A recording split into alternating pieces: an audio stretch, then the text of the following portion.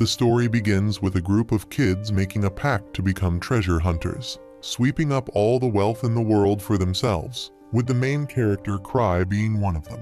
Fast forward to the present, treasure hunters are considered the kings of all professions. However, instead of collecting cans, they travel the world to pick up hidden treasures. Alongside the fame this profession brings, it also carries significant risks to life when battling monsters called phantoms. Today, at a tavern, a recruitment interview is being held by the most influential guild in the capital, the Hidden Foot Guild. Being a lone hunter doesn't get one far, so everyone hopes to form a team to advance their ranks. While Cry was in line, a girl named Judah, who appeared very stressed due to the crowd, started talking to him. She introduced herself as a newly certified level 3 hunter. Cry coldly introduced himself back. Judah mentioned she was there to register because her target, the White Wolf, was a bit challenging. Their conversation was interrupted when a bulky man teased Judah for being an amateur and daring to speak to Cry, who was in the spotlight. Level 3 hunters might be respected elsewhere, but in the capital, they're just novices. As they argued, pushing Cry to the side, Judah was about to pull out a knife on the scar-faced man. However, before anything escalated, guild members threatened to cancel the registration of any hunter causing trouble. Inside, Judah was surprised by the large number of registrants. It was her first time there, while Cry frequented the place like it was routine. Seeing Cry's experience, Judah asked him about the most prestigious team present. Cry mentioned Strange Grief, led by the handsome Arcs, was the strongest team recruiting today, having conquered a level 7 treasure fortress with just 6 members. If one is recognized by the team leader Arcs, they are considered elite. Cry knew Arcs never recruited from places like this before. Judah then inquired about a small empty table next to them, and once again, their conversation was disrupted by the man with the scar. He confidently introduced himself as Gray, a certified level 4 hunter, and took the opportunity to inform Judah about the empty space designated for a team that had established the guild.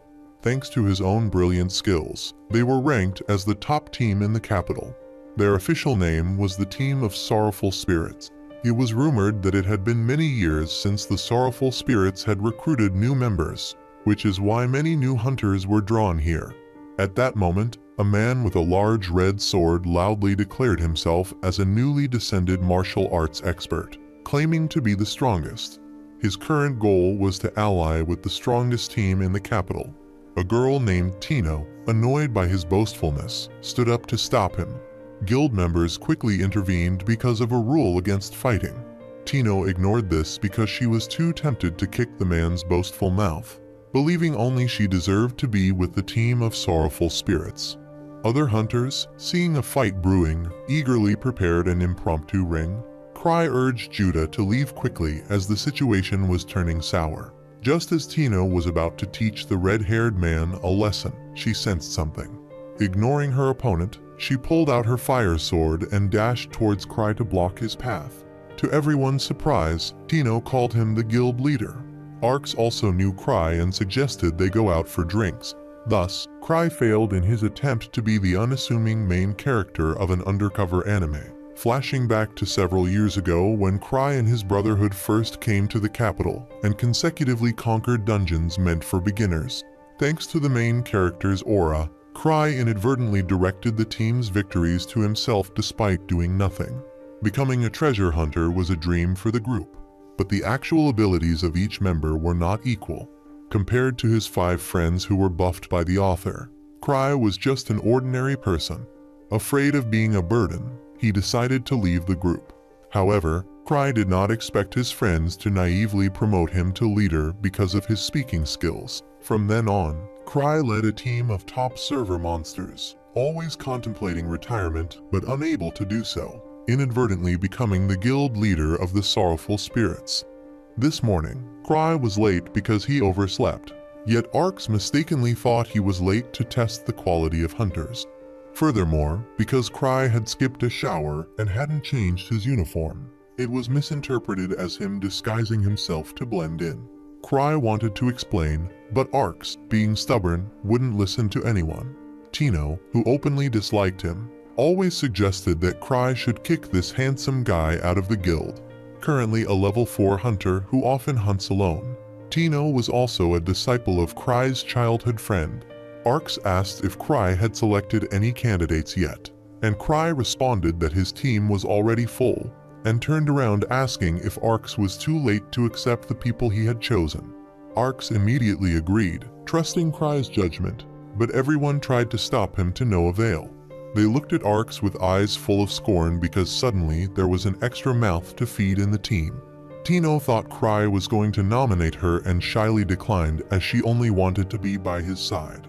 At this moment, the red-haired man was still causing trouble and continuously boasting dirtily. Cry quickly asked for his full name and background. He introduced himself as Gilbert, with a nickname Dungeon Sword. Cry noticed that although Gilbert seemed strong, his actual combat skills were lacking, suggesting he might be a good candidate for Arx to train in sword fighting. Nevertheless, Cry felt he wasn't good at selecting people, so he nominated Gilbert with one condition.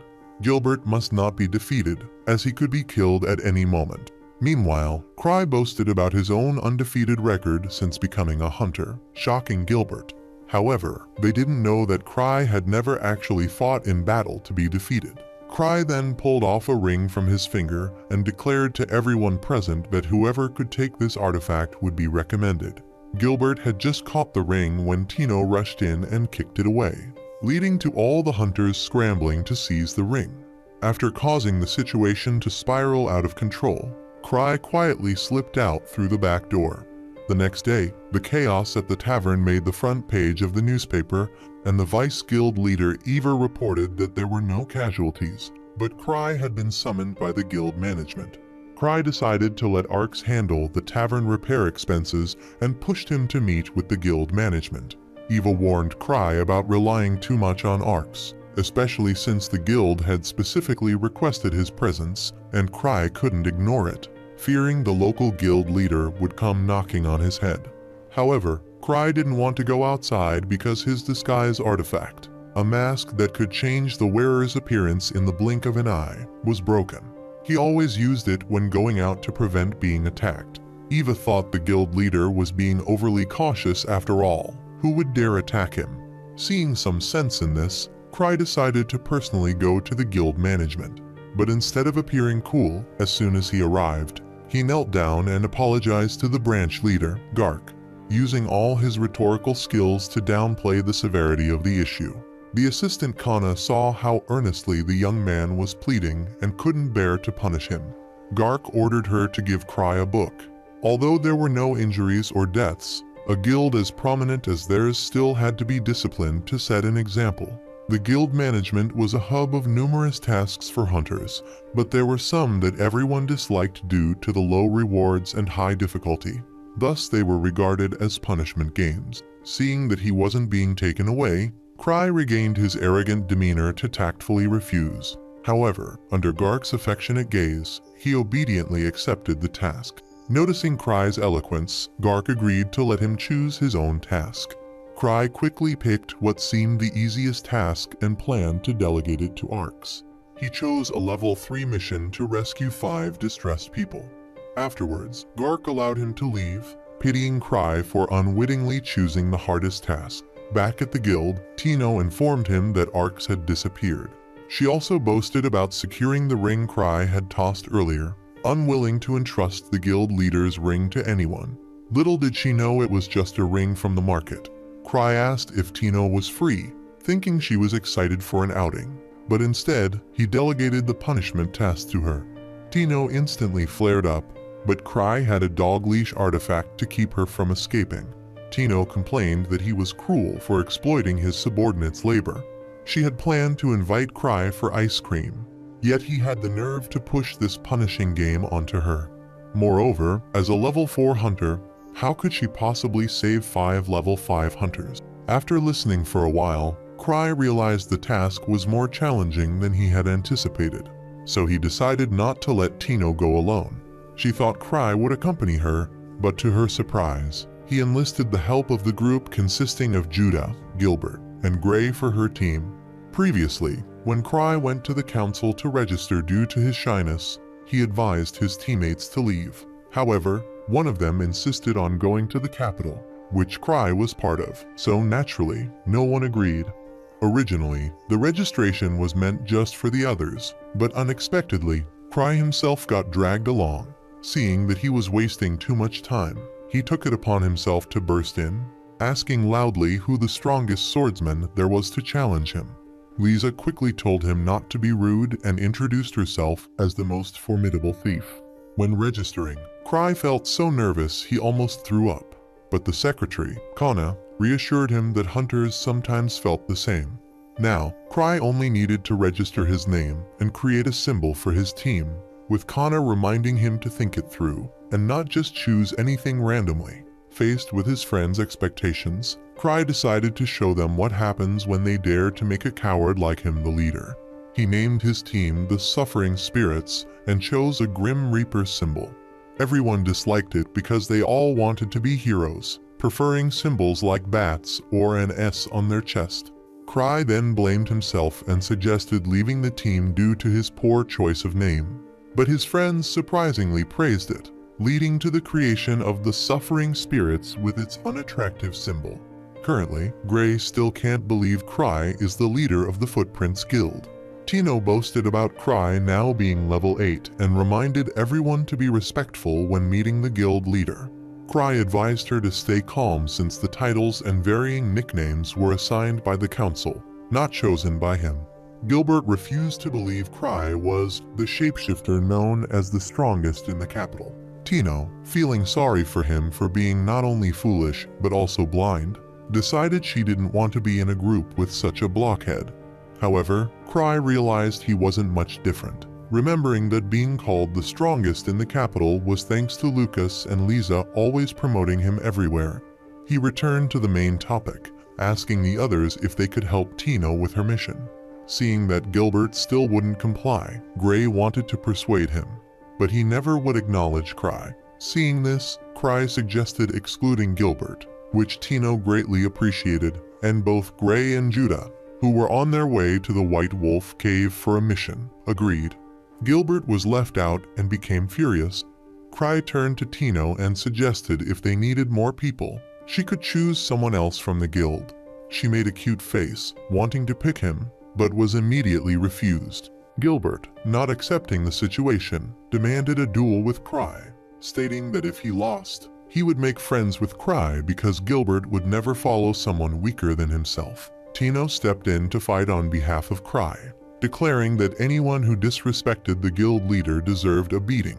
In the practice room, Tino started with a light warm-up near the core. Gilbert, still upset about the ring incident, vowed that after defeating Tino, it would be Cry's turn to suffer. Cry thought that although on paper both were level 4, in terms of experience and actual strength, Gilbert was no match for Tino. The concern now was whether the sword Gilbert wielded was exceptionally powerful. Unexpectedly, although he was a swordsman, he decided that as a man, he would fight barehanded against a woman. Tino then made a deal that if she won, he would have to treat her to ice cream, to which Cry agreed, stipulating it would be after the mission. Tino was delighted and immediately returned to her combative stance, rushing in to attack and knocking Gilbert off his feet. Despite being kicked so hard he swelled up, Gilbert refused to admit defeat. Tino then used her signature move, a neck clamp, to teach him a lesson about the consequences of dirty fighting. Gilbert, furious, struggled, but was quickly defeated by Tino in a single move. Gray and Judah, witnessing the event, were astonished at the disparity in level 4 strengths within the guild. Gilbert, defeated, reflected on his past victories over his friends in wooden sword fights. As an adult, when he came to the capital and formed a team there, he conquered countless treasure-filled temples and always prided himself as the strongest until now, when he couldn't even lift his head in defeat. Tino advised him to use his sword, but Gilbert, due to his pride, refused to touch it. However, had it been a real fight, he would have been dead already. Cry guessed that Gilbert left his previous team upon realizing the gap in strength with his teammates. He advised Gilbert not to do so because if he had been abandoned by his team before, he would have had nothing left. In Gilbert's eyes, he couldn't understand how the strongest members of the suffering spirits had to rely on Cry, questioning just how strong Cry really was. Cry glanced at Gilbert's sword, kicked it, activating the sword's elemental flame, and played with it. Gilbert was astonished because he had never been able to summon such a beautiful flame effortlessly before. In this world, the core material that creates everything is known as mana. Temples are the embodiment of a parallel world, formed by the accumulation of mana due to ley lines and other factors. The White Wolf Cave is also one of these mysterious temples, originally the habitat of a species called the Silver Moon werewolves. However, they were nearly extinct due to the appearance of lone wolves that hunted them, and from their demise, the temple formed and phantoms of wolves emerged. Eva was worried, but Cry considered it just a level 3 temple, thinking the 4-member team, including Tino, would be fine. He thanked Eva for gathering information about Gilbert, revealing in the training room that he had discovered the sword relic Gilbert was using obeyed commands. But Gilbert, being obtuse, didn't realize it. Cry was intrigued by relics because, with them, even an ordinary person like him could become extraordinary. As Cry contemplated purchasing it, Eva hastily warned him not to waste the guild's funds, reminding him that he already owned a collection of valuable relics. Cry quickly argued that each had a different use and promised this would be his last purchase. Eva sighed, knowing that although the Suffering Spirits team was very profitable, Cry needed to maintain some dignity, especially since he was already deeply in debt and living off his teammates' earnings. After some discussion, Cry remembered that he hadn't charged his dog chain relic, so he approached 2 guild members for help. They praised Cry's treatment of the members, even though such tasks were typically managed by Eva and Ark, not him. At that moment, a bearded man spoke about several phantoms that had wiped out a caravan escorted by level 3 guards. According to witnesses, these phantoms were wolf-shaped, suspected to have come from the White Wolf Cave. As Cry received his charged dog chain, he began to worry for Tino's team. Trying to reassure himself, he heard that the phantoms had grown much stronger recently, and a level 5 team had vanished a few days ago after heading to the White Wolf Cave. Panicking, Cry checked the mission document and realized that the people needing rescue were them. He broke out in a cold sweat as he informed the other 2 that he had just sent Tino's team to the White Wolf Cave to save them. Hearing Cry's risky deployment of the new team, the 2 guild members felt a chill run down their spines, realizing how tough Cry was testing the new recruits, not just with a difficult mission but also with a makeshift team.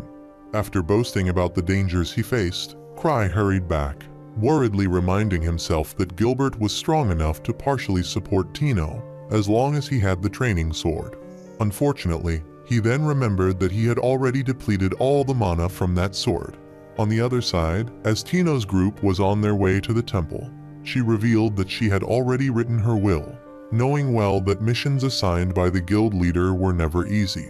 However, she considered that her assignment to this particular mission must have been part of Gray's calculations, and Gilbert found it hard to believe since they had only met the day before. Reflecting on it, he thought that Cry's nickname, the Shapeshifter, must have a reason behind it, and all recent events were likely in Cry's calculations to test their strength. Meanwhile, Tino had no idea that Cry was currently panicking because he had made a strategic blunder. Even if he called for help now, no one could assist, so Cry decided to take a risk and personally ensure Tino's safe return, leaving the mission to the Ark's team. As Tino's group was ambushed by a phantom, this was no ordinary creature, but one fully equipped with armor and weapons. Back at the guild, Cry pulled out all his relics, even those he had carefully hidden in a safe. Just as he was about to sneak away, Eva caught him.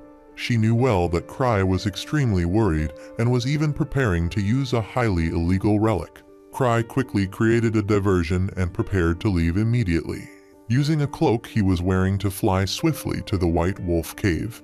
However, unbeknownst to Cry, the cloak he chose was a defective product extremely dangerous for its lack of brakes, meaning once he started flying, there was no way to stop. Returning to the early days of their operation, Lucas was very frustrated when his dog beating stick broke. The group was surprised that a high-tier monster appeared in a level 1 treasure zone, which they successfully defeated, something that, according to the books, only appears at level 4. An old hunter couldn't believe that a Sailord appeared inside a level 1 treasure zone. Lisa then showed him the monster's head in a bag, scaring him nearly to death. At that time, Tino's team had successfully taken down the Phantom Wolf, blocking their path. Although they were all exhausted, Tino encouraged them with the numerical advantage they had. Gray wondered why Gilbert's sword hadn't been spewing fire, and he explained that the sword had run out of mana, probably because he hadn't recharged it after Cry used it. Judah suggested that the team temporarily retreat, but Gray felt that with the current situation, the 5 missing members might have already encountered trouble. However, Tino wanted to continue to the White Wolf's den, believing that the victims were still alive based on Cry's impeccable judgment. Tino thought that Cry using up all the mana from the Purgatory Sword was intentional, probably to teach him not to rely on artifacts. Eventually, the group reached the White Wolf's den, carefully observing the werewolves guarding outside. Gilbert volunteered to handle the ones with guns and bows, but Tino told him to calm down and listen to her plan. This time, Cry probably expected her to act like a good leader and bring the group back safely. Tino and Judah, with their quick reflexes, took on the task of distracting the enemy, while Gilbert and Gray were responsible for attacking the rear guard. Tino believed that no matter what, one should not use teammates as shields, yet Cry seemed to be hoping that Tino would quickly use her teammates as meat shields and escape. Meanwhile, Tino's team was gradually taking down the werewolves one by one, though the number of wolves was increasing. Despite being a temporary team, they all fought well. Gilbert, though rude, was quite strong. Gray, experienced and adept at handling situations. And Judah, though not stand out in combat, was a thief with great scouting abilities, her presence drawing attention so that Tino could strike down the werewolves. All these only increased Tino's admiration for Cry's ability to choose the right people. During a battle, Gilbert started reminiscing about his past anger when his teammates couldn't keep up with him, which led him to leave them. Now, in a difficult situation, Gilbert realized how much his former teammates had strived. He blamed himself for being too selfish, and now appreciated the happiness of having teammates to fight alongside. Later, Tino's team ventured deeper, sensing a very powerful enemy approaching. They had to be cautious because the boss in the missions assigned by the guild leader was extremely dangerous. Gray suggested retreating, but since they were still capable of fighting, Tino thought he was being overly cautious, believing that sometimes they needed to take risks to succeed. Gray had his own past burdens. He used to raid dungeons just to make a living. However, during one reckless choice, all of Gray's teammates perished, leaving him haunted by the experience. Tino guessed that his desire to join the hidden guild was to put an end to this. She believed that was the reason Cry chose Gray for this mission, possibly seeing him as a divine being on a mission to save them from their individual troubles. Judah quickly asked what the reason was for her selection, and Tino, noticing Judah's dual speakers, thought that might be the reason. After the playful talk, the team needed to return to their rescue mission. Cry, frustrated with the creator of his uncontrollable flying cloak, flew straight into the White Wolf's den and caused havoc, while Tino's team encountered a terrifying wolf. With a few swings of its axe, the wolf sent them all running. Determined to overcome the challenge set by the guild leader, Tino assigned everyone to hold off the wolf while she looked for a way to defeat it. Gilbert charged forward to distract the wolf while Gray attacked its legs but was thrown off. Meanwhile, Tino and Judah circled to the back. The wolf shattered Gray's swords, but Tino seized the moment it was distracted and delivered a critical blow to its head, defeating it. However, she was also injured and had to use medicine to recover. Gray, though his sword was broken, survived with Judah's help, who pulled him away just in time. Tino quickly handed her sword to Gray to use temporarily, right when a spear flew towards them. As another group of elite wolves equipped with various weapons, including guns, appeared, Tino realized the situation was becoming dire. She directed everyone to retreat through a narrow tunnel to lose the wolves, but one of them blocked their path. Gray and Gilbert stepped forward to hold off the wolves, allowing the swifter Tino and Judah to escape. Though reluctant, Tino had no other choice but to follow the plan. In the midst of the chaos, she remembered something about Cry's ring. Tino decided to use Cry's ring, which was capable of attacking, to defeat the wolf. As Gilbert and Gray engaged the wolf, but were easily thrown off, they managed to create an opening for Judah to throw darts, forcing the wolf to close its eyes momentarily. Tino then used the ring to shoot directly into the wolf's eyes, blinding it temporarily. Gilbert, ignoring orders, charged forward and was severely injured by the wolf and thrown against a wall. Tino quickly checked on him to see if he was still breathing, as the wolf and its pack, enraged, were ready to devour them. Just then, Cry appeared out of nowhere and struck one of the wolves, delighting Tino and causing fear among the wolves, especially as he hit the leader. The leader wolf, furious, tried to strike Cry, but he was protected by his artifact, a necklace with 17 protective rings, essentially giving him 17 lives. Cry then launched an impressive attack at the wolf, demonstrating strength worthy of a level 8.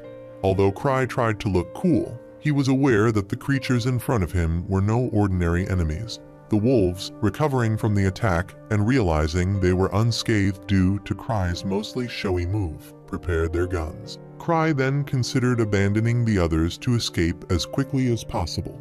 With no other option, Cry decided to use a dangerous artifact he carried on a necklace. After inhaling deeply, he threw a container into the air and activated it with his ring, causing a massive explosion. Seizing the opportunity, he urged the others to run. Tino, injured, couldn't move fast. Judah admired what she thought was Cry's protective nature, not realizing that his weak constitution made it difficult for him to run. Tino was deeply moved, recalling their first encounter when she was about to be kidnapped by villains and was fortuitously rescued by the grieving spirit team. Since that day, Tino became a devoted fan of the team and regarded the guild leader Cry as a saintly figure. After escaping from the wolves, Judah quickly told Cry that it was thanks to Tino's bravery that they had all survived. Cry felt guilty for nearly leading them into disaster and praised Tino, feeling pained at the sight of her thigh wound. Seeing that Tino was still in pain, Cry used a healing artifact on her. Now, their priority was to escape, with Cry leading the group, though he was unsure of the way out. The extreme stress of the situation was making Cry feel nauseous, realizing that the lives of the four were in his hands. Cry had long had a passion for collecting artifacts, prompting Lisa to quickly ask him to choose a suitable artifact for her. Seeing this, Lucas also demanded to be advised for one, indicating that Cry's hobby of collecting artifacts was indeed influential this time. Among them, Shenna only paid attention to a small bag, which Cry revealed was a magic bag that could hold more than it seemed. One might have thought such a cool thing would be expensive, but it was surprisingly cheap because it could only hold chocolate. Meanwhile, Lisa fiddled with Cry's artifact bracelet, only to be knocked down by it as it caused the wearer to feel completely off balance. When they found a sword that looked impressive, little did they know it was a cursed sword that drove its bearer mad. It turned out that Cry's hobby wasn't just collecting artifacts, but also hunting for extremely dangerous things. Back to the present, Cry was currently at a loss as he didn't know where he was leading the group. Ideally, Judah and Tino, being thieves, should have led the group, but when Cry turned to look at them, the whole group turned as well, thinking he had sensed danger. What was crucial was that Tino had not spoken to Cry for a while, making him think she was angry with him. Unable to stand it, Gilbert asked where they were currently heading, and Tino reminded him that guessing the leader's intention was part of the training. Moreover, from the beginning, their goal was not to find the way out, as Tino had grasped quite a bit of the structure of this wolf den before they set off. She knew that the path they were on did not lead to the exit. To return, they had to go back to where the VIP wolves were earlier. Upon hearing this from Tino, Cry realized why the wolves they encountered earlier were so tough. As they continued walking, Judah curiously asked Cry if he could tell them where they were going. However, even Cry was unsure, so how could he answer? At a fork in the road, he decided to follow the direction guided by his ancestors. Unexpectedly, this decision shocked everyone. with Tino proudly saying that the leader always had a plan. As Cry proceeded, he was dumbfounded as they inadvertently discovered the location of 5 missing hunters.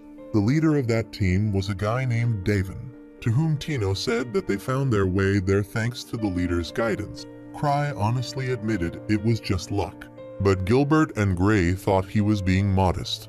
Judah reported that the injured people were too weak and needed something to eat. Coincidentally, Cry had brought a lot of chocolate in his magic bag. This made Tino admire him even more, not only for saving both their team and the distress team, but also for knowing how to lighten the mood and keep everyone calm. Gray told Davin that he was surprised to hear that a level 5 team had gone missing. Davin explained that they did not expect such a strong enemy to appear. Gilbert thought he was referring to the wolves they had encountered earlier and found it odd because they were no match for level 5 hunters. Davin clarified that it wasn't those creatures, but a phantom wearing a skull mask that had defeated his team. This phantom might be the curse of the Silver Moon Wolf, the grudge of a mythical beast species hunted to extinction by humans. Davin's team was very confident in their abilities, but they couldn't touch a single hair of it. He lamented that its power might be comparable to that of the heavenly sword known as the strongest swordsman in the capital. Cry was very familiar with this heavenly sword, as he was none other than Lucas, a member of the Tormented Spirits and a sword fanatic. Cry understood that compared to Lucas, these phantoms were insignificant. If there were one as strong as Davin claimed, Lucas would have come here long ago to challenge it. However, considering Tino's condition, Cry thought it best to wait for a guy named Arx to arrive. Davos mentioned that the phantom was merely toying with them, so there had been no casualties yet. Judah quickly sought Cry's opinion, but he knew nothing, so Cry promptly shifted the responsibility of leading everyone to Tino. Seeing her confidence, he encouraged her to take this opportunity to gain more experience. Outwardly, he cheered her on, but inwardly, Cry desperately prayed for Tino to take the lead because he was very scared. Tino, encouraged by him, regained her confidence immediately, and Cry took the opportunity to remind her to pay attention to the safety of the teammates and to move slowly because he was afraid he couldn't keep up with the group. With her experience, Tino soon found the way that led to the exit. Davin stepped forward to say he would act as a shield if the skull-faced monster appeared. As long as Tino could get her team safely out, that would be enough. Tino turned to him and reassured him not to worry since the leader was here, and Cry wondered why he suddenly found himself so trusted. Cry only wanted to grab Tino and flee, but since they were already there, he had to stand as a spiritual support for everyone. At that moment, everyone could sense wolves approaching, and all Cry had left were 5 protective rings, not enough to silence the wolves. The dangerous slime that Shen had entrusted to him was nowhere to be seen, and he had also forgotten the bag full of treasures at home when they flew there. In the mist, something terrifying appeared. Davin was sure it was the dangerous skull phantom. Despite his fear, Cry, as a man, stood up to protect Tino, and the appearance of the skull phantom immediately frightened everyone present. Tino peered out and looked terrified because there was something even scarier than the phantom also present. She pleaded with Cry, who couldn't understand why that person was there. The phantom, realizing someone was behind it, stopped to check, but before it could react, it was kicked away. The person who had kicked it was none other than Lisa, and before anyone could grasp what was happening, Lisa was already talking to Cry. She removed her mask and boasted about finding the artifact Cry had dropped, causing the newly arrived group to realize that they had upset her, as she too was a member of the Tormented Spirits. Lisa recounted how she had rushed back here after hearing that Cry had gone to retrieve the artifact alone. At this point, Lisa was not only sad but also very angry because her disciple Tino was not as competent as she had expected. Gilbert tried to interject but ended up getting kicked against a wall. Lisa quickly turned to question why Tino was not strong enough, asking if it was because her master was too negligent or because Tino was too lazy to train. Tino could only bow her head in apology, while the others used all their healing potions to treat Gilbert. Cry stepped up to defend Tino and then complimented Lisa, which finally calmed her down. Although Lisa claimed she had been lenient for Cry's sake, Seeing Gilbert nearly lose his life made Cry feel guilty. The Skull Phantom, feeling sidelined, angrily summoned its minions to bring out machine guns for battle. Seeing the hunters panic, Lisa sighed at their fear. She put her mask back on and faced off against the werewolf's machine gun. With her speed, the bullets in Lisa's eyes seemed to stand still. And after a volley of gunfire, everyone was surprised to find that Lisa not only caught, but also neatly arranged the bullets. Lisa remarked that with such an antiquated gun trying to catch up to her, and then turned to scold her disciple for being afraid of such a sluggish weapon. Without another word, Lisa executed a somersault while simultaneously kicking the wolf holding the gun into pieces. When the Skull Phantom charged at her, its sword was instantly blocked by Lisa's bare hand. Lisa channeled all her anger towards her disciple into the unfortunate phantom, continuously beating it to within an inch of its life, and then scolding Tino, making her burst into tears on the spot. At this point, Cry realized that Devon had exaggerated. There was no way that Phantom could match the Heavenly Sword, because Lisa and Lucas had previously fought to a draw, and thanks to the Phantom taking the brunt, Lisa had calmed down. Lisa, known for her speed to the extent that her figure couldn't be seen, thus earning her the nickname Phantom Shadow, and she was now a level 6 hunter. The next morning, after recovering, Gilbert handed his sword over to Cry. He wanted to start his training anew with his former teammates, vowing to one day catch bullets barehanded like the Phantom Shadow. Everyone should advise the young man to give up, as it's not easy at all. And Tino took the opportunity to tell the youth more about how terrifying Lisa could be. 6 years ago, Cry had custom-made masks for his team but forgot to punch eye holes. However, everyone thought he did it intentionally to provide full face protection and use them as is.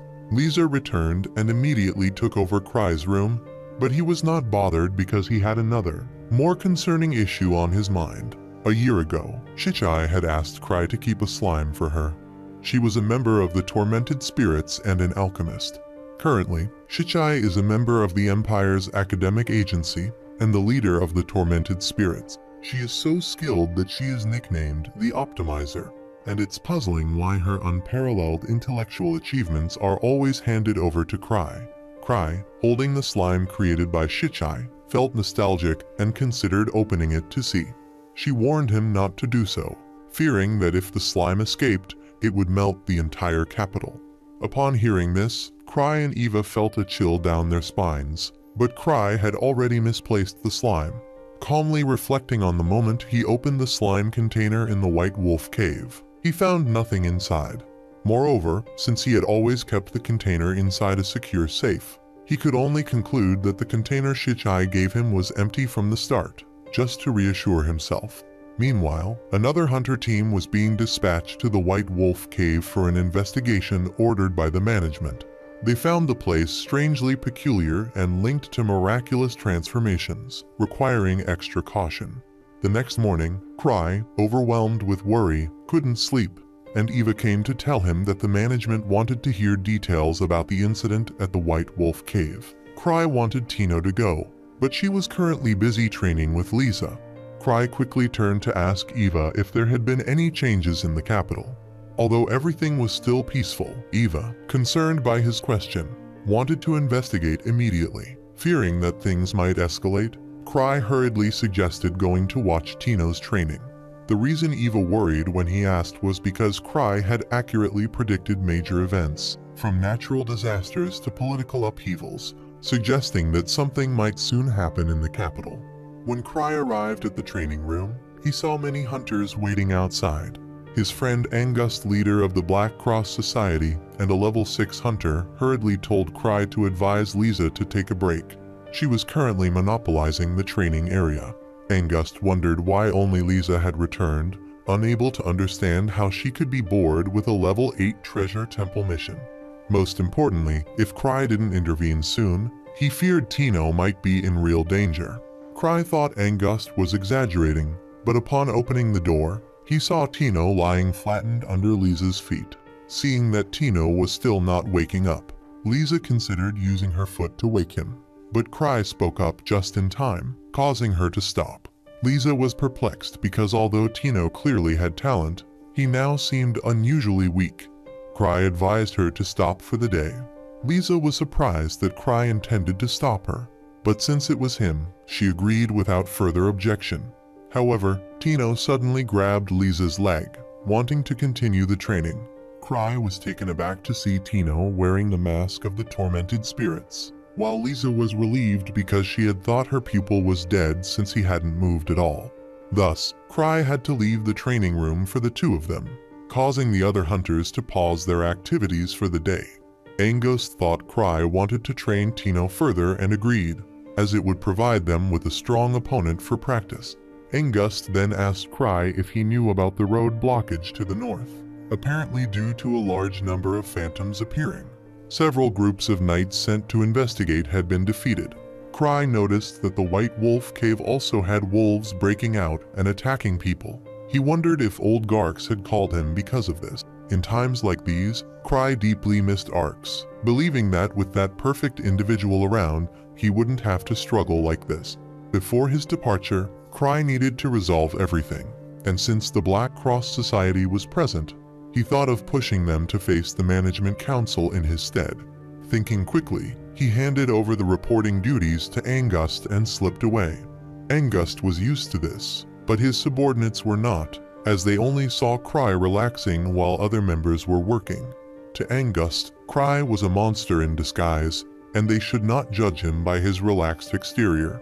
At the Management Council, Branch Manager Garx received reports indicating nothing unusual at the White Wolf Cave. However, considering the recent strange events, he suspected someone's involvement and planned to discuss this with Cry when he heard that the Black Cross Society had been sent to replace him. Hearing this, Garx decided he would personally seek out Cry the next day, as it was unusual for someone as lazy as Cry, who usually avoided the treasure temple, to have personally gone to the White Wolf Cave, indicating something was amiss. Coincidentally, Garx's suspicions were correct, as there was a secret organization conducting experiments underground. Cry's presence at the White Wolf Cave had the members of the Akasa Tower Magic Association worried that the council might soon discover the place. They referred to themselves as part of a grand research plan initiated by the Sage Manus.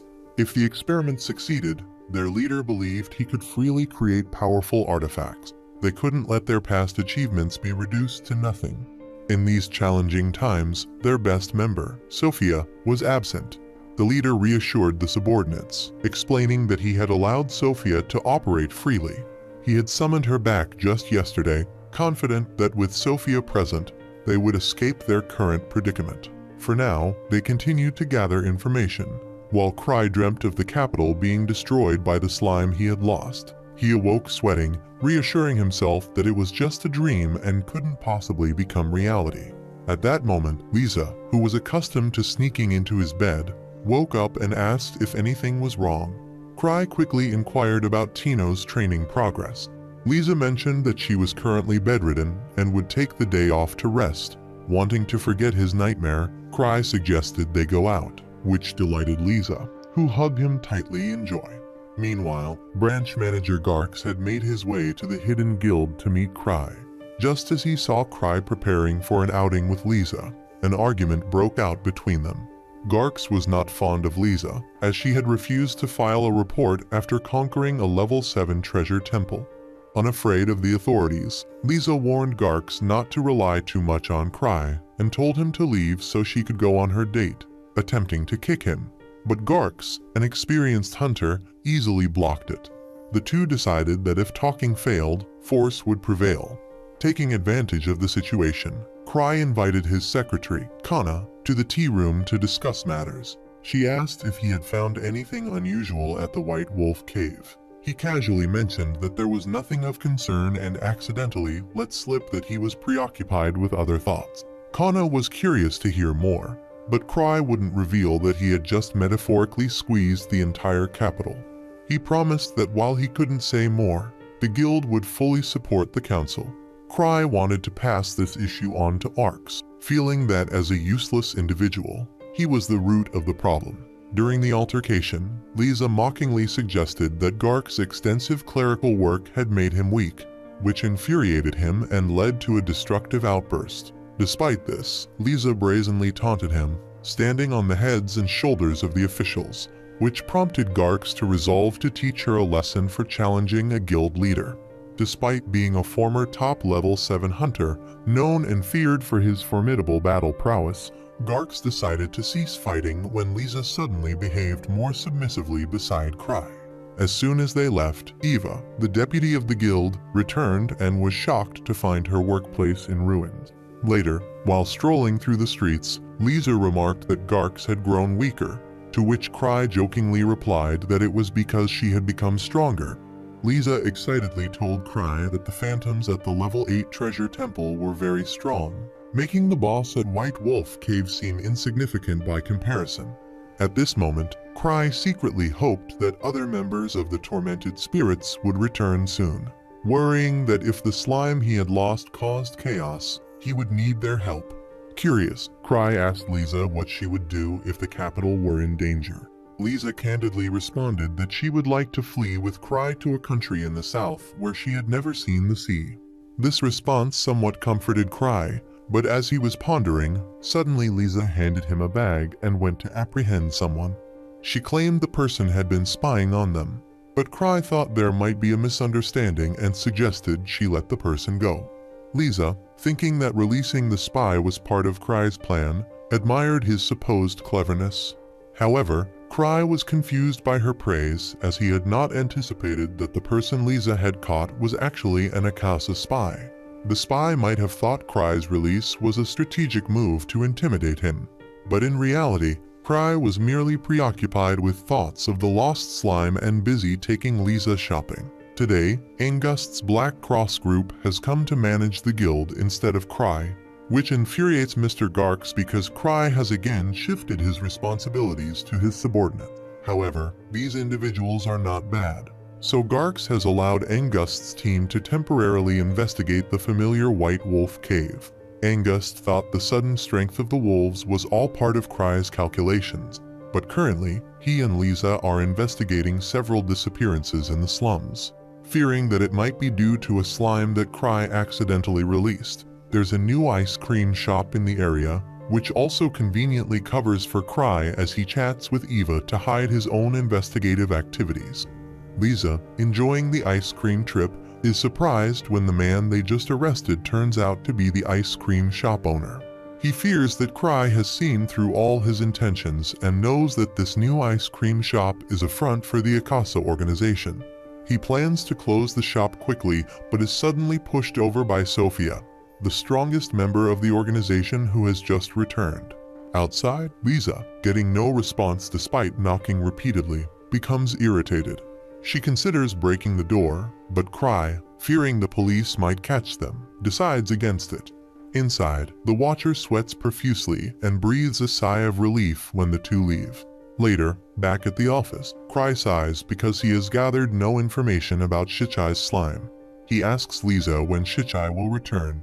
Lisa, thinking he needs something else, says that only Shichai can deal with magical creatures. She mentions that Shichai has taken many devices on his mission, so cleaning up might take some time, reassuring himself that Shichai will return in time. Just then, Eva enters and reports on the mission. The guild has assigned to Angust's team at the White Wolf Cave, choosing additional members to replace Ark's team. This time they even include an expert on anomalies, making Cry feel it's serious, but he's relieved he doesn't have to go. Eva asks if anything concerns Cry, and he says it's all good, noting that the Akasa organization must find Cry impressive after discovering their slum hideout. The ice cream shop was disguised so perfectly, it's baffling how cleverly it was done. The leader then asks Sophia for advice, and she says to strike regardless of whether the opponent is a level 8 hunter. The Akasa Tower is a beacon of truth, and even the protagonist is no match for them. Furthermore, Sophia wants to take this opportunity to test the new defense system she has developed. The leader agrees, as once the changes are detected, running would be pointless. It would be better to use this chance to eradicate the problem at its root. At this point, Tino has regained consciousness without becoming disabled, because even though Lisa is harsh, she kindly threw him into a medicinal pool for recovery. On his way to the guild, Tino finds it odd to see so many hunters in the lobby. The manager informs him that the guild is deploying to the White Wolf Cave, initially intending to send Ark's team. But since he is not available, they must use all other hunters as replacements. Everyone sees this as a joke because Cry has assigned a level 7 team to investigate a level 3 power treasure. The Black Cross had gone ahead, but the manager still worries that it might not be enough, and Tino, noticing that the level of the White Wolf Cave has increased, becomes anxious. At this moment, Cry, seeing the crowd, thinks there's a festival, but Eva has to explain that these are the people participating in this mission. Cry becomes worried because he chose Arx as he is both strong and kind, making him easy to trust. Now, deploying so many people will be costly. Cry requests to cut half of them, which terrifies the subordinates. However, Cry is just as scared as they are, and to stabilize the public, he insists the power treasure is only level 3, and only half the hunters here would be more than enough. Yet no one believes Cry's words because even Tino, who is strong, turns pale at the thought, and they beg Cry not to play with their lives. Cry asks Eva if the reward for this is good, then learns that the guild has already increased the budget. Cry thinks that Shichai's slime might also be in the White Wolf Cave and, reversing his decision, agrees to let all hunters in the guild participate. Lisa stands there, finding the situation ridiculous, thinking she alone is enough, but other hunters respect her strength. Lisa mocks them, saying they won't improve if they keep acting like this, and tells Cry to leave this mission to her and Tino, but he immediately refuses, as Tino has already been through enough these past days. Mainly because Lisa is too troublesome, Eva thought this time Cry planned to go with everyone, and the hunters regain their confidence immediately. Eva reports that the Black Cross is already at the scene, prompting Cry to think of an escape, so he says he will follow later, temporarily handing over leadership to Angust from the Black Cross. Meanwhile, Angust's team easily eliminated the phantoms in the White Wolf Cave. Lisa complained to Cry as she was adamant about joining them, but Cry mentioned he had another matter he needed Lisa for, to appease her. A subordinate came asking if Cry had any instructions for everyone, and he reminded them to be cautious if something resembling slime appeared, which confused the subordinate but was still followed. On the other side, the Akasa organization was furious as a swarm of hunters, numerous as ants, was heading their way. The leader could not risk his research on the mana-stirring machine being discovered. The subordinate feared that the transformation would bring the tormented spirit team to them. Sophia assured him not to worry because her defense system would surely repel the enemies. Moreover, currently, there were only 2 tormented spirits in the capital, at most 3 including the Transformer Cry, the Phantom Image Lisa, and her formidable opponent Shichai. The subordinate was surprised by Sophia's extensive network of informants. She was confident that if there were a strategy against physical attacks, the Phantom Image was not a concern, and a thinker like Cry could not perform effectively without a full team. Regarding Shichai, Sophia was confident that her defense system could not be defeated by her. She would not let Shichai interfere in this matter and would eliminate any obstruction. The leader then ordered all his subordinates to obey Sophia as if they were obeying him. On the other side, Angust's Black Cross team began to encounter issues, with subordinates feeling skeptical as they seemed to be cleaning up a mess left by their guild leader. Angust laughed and told his subordinate Harris that he would soon understand why Cry had sent them here. He then received a telegram and ordered the entire team to retreat outside, simultaneously blowing a whistle to signal everyone inside the cave. Another hunter, Jin, was annoyed by the confusing order, especially since Cry's caution about the slime seemed ridiculous. Angust told the ill-tempered hunter Jin not to forget his gratitude. If the tormented spirits were here, they would not be blowing warning whistles like him. All members of his team were healers, so they did not want any casualties to occur. If Jin's group wanted to die, they were free to continue investigating inside the cave. Jin remained skeptical about Cry's warning about the slime, wondering how it could appear in such a place. Angust then recounted an old story about how Cry once invited them to admire flowers but instructed them to bring weapons. Everyone found it odd until that flower field became a power treasure site. The first time they saw Cry casually drinking and eating as a power treasure emerged left a deep impression on Angust. He believed that Cry could see into the future, which is why he had invested in a resonant stone to receive information from Cry as soon as possible. On the other side, Cry was deep in thought while Lisa kept asking him where they would go for fun next, causing Cry to sigh as he had not yet decided on a destination. Just then, Shichai suddenly returned, surprising Lisa, who asked how she came back so early despite having left the team on her own. Shichai mentioned she returned because of a bad premonition. The two then spoke privately, while Lisa and Tino were left outside, eavesdropping on their conversation. From childhood, Shichai confided in Cry about her desire to compensate for everyone's shortcomings so that they could be happy as hunters. Partly because Shichai's body was not as healthy as others, Cry encouraged her to choose the profession of an alchemist. Returning to the present, Shichai knew that Cry had accidentally released her slime. The slime created by Shichai was a type that had been greatly improved in terms of evolutionary speed and environmental adaptability, despite being a flawed product. Shichai adjusted things so that both she and Cry would not be attacked by it, ensuring their safety even if it escaped from its cocoon. Shichai guessed the slime had sneaked out when the safe was opened.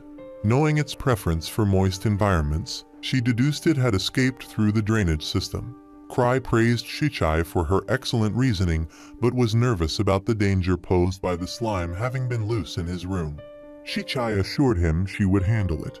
Meanwhile, at the White Wolf Cave, Angust was surprised by the unexpectedly large number of people who had been sent there, and even more shocked to find out that Cry had left him in charge. Additionally, Cry had sent Lisa and Tino on a separate task, so they were not present. Angust felt relieved because Lisa's presence usually spelled trouble. He quickly gathered everyone to plan their strategy.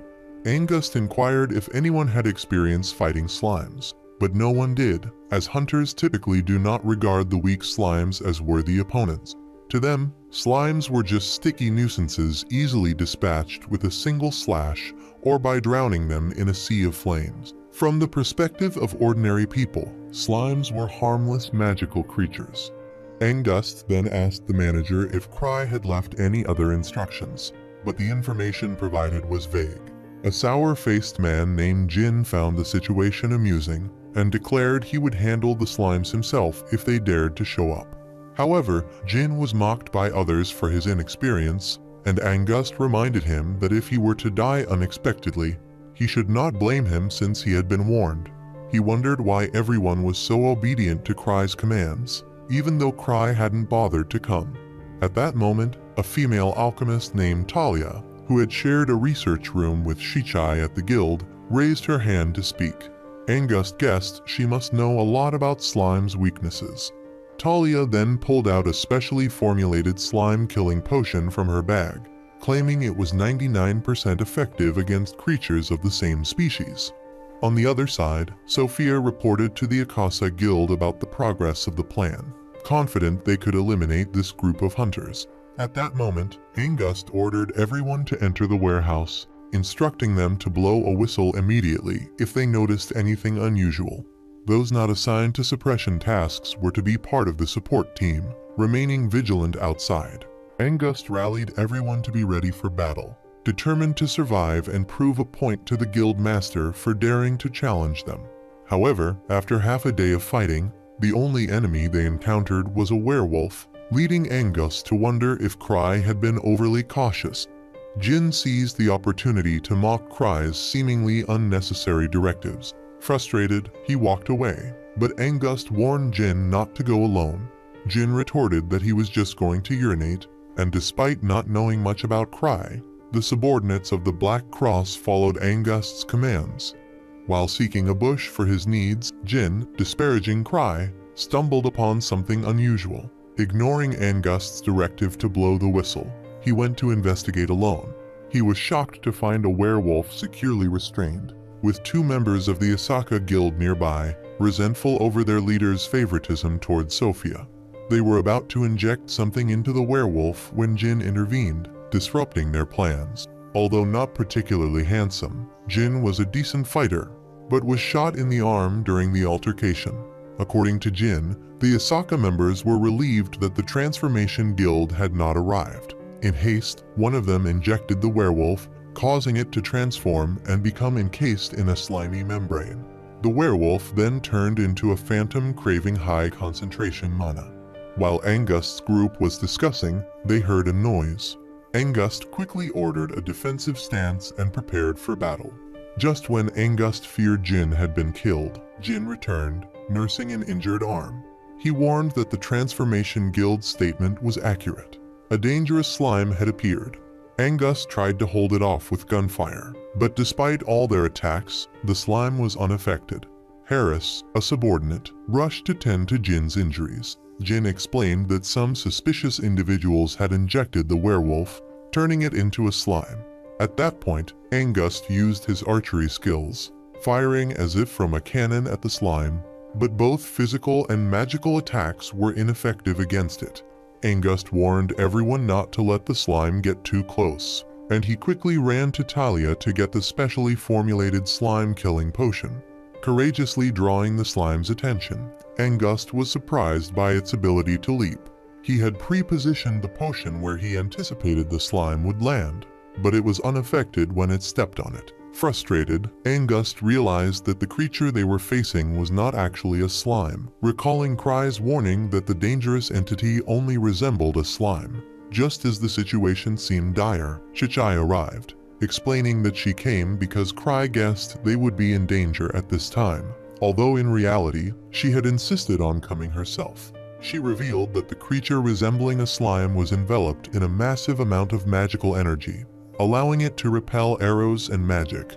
The phantom was so powerful that even a level 8 lightning bolt would be ineffective. Shichai deduced that the phantom was melting due to forced enhancement and was seeking to absorb mana to accelerate this painful process. Now, Shichai became the target because she possessed the largest amount of mana there. Shichai felt pity for the phantom as it was just a failed product. Concerned for her safety, Angust watched as Shichai needed just one potion bottle and a signal for Angust to shoot and shatter it, which would defeat the creature. Just then, the branch manager, Garx, arrived in his battle gear, having given Shichai a ride. The Akasa Guild was worried upon hearing that the enhanced phantom was easily defeated by Shichai, who also knew some information about them and suspected that the Akasa Tower was behind this incident. She was now pursuing a member of the guild named Magus, likely responsible for creating the phantom. Talia speculated that there must be some equipment underneath the White Wolf Cave. Shichai praised her quick thinking and planned to interrogate the two Akasa members captured by Jin. They needed to remain vigilant as the anti-mana potion used to defeat the phantom was now depleted. However, Shichai was confident that with such a large number of hunters, they would still find a way to prevail if everyone fully supported her. Harris came to ask Angust about Shichai, to which he warned not to be deceived by her seemingly fragile appearance. Shichai, always justifying her own weakness, was prepared to use any means necessary to win. To him, Shichai was just as dangerous as any other member of the Wretched Spirits. Meanwhile, Lisa coquettishly insisted that Cry let her go because she was very worried about Shichai. Even though Shichai was the weakest in the team, no matter how much Lisa sulked, Cry still had to refuse. At this moment, the directive from Sophia is to deploy each phantom one by one to attack the hunter group.